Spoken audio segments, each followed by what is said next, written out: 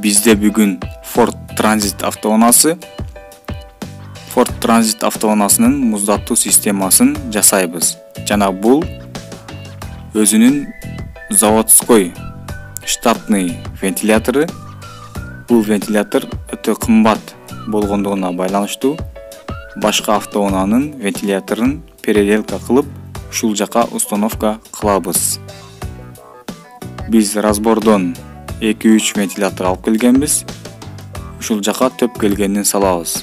Жана бул вентилятор төп келгени Subaru Legacy'нин вентиляторун установка кылдык. Жана бул жакта бул өзүнүн родной вентилятору. А калган вентиляторду биз разборго тапшырабыз.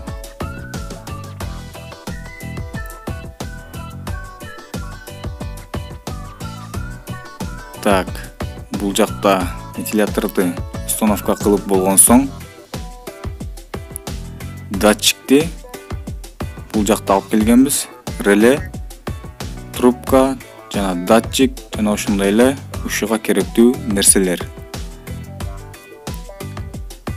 Бул жака биз датчикти термостаттан кийин патрубкага кыркып установка кылабыз. Бул жерде термостат.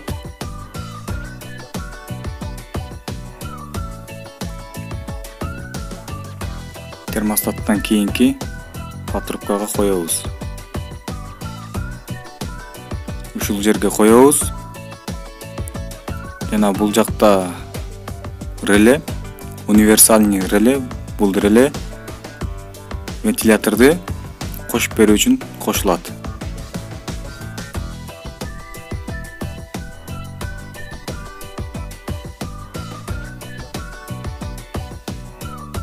Так, установка кылдык биз. Датчикти местасына катырдык жана провод бүт баарын электричествосын коштук. Жана бул жерден эми биз текшеребиз. Вентилятор канча градуста ачат, термостат канча градуста ачып берет жана вентилятордун иштешин күтөбүз.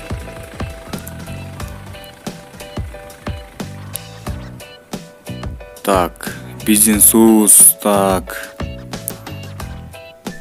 60-80 градуска жетти. Жана бул датчик 85-87 градуста кошушу керек.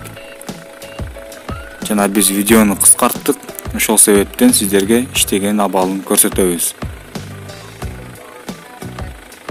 Так, күтөбүз. Мына вентилятор иштеди. Жана бүт баары ойдогудай болду. Эч кыжалаттык жок. Жана сапарга чыкса болот.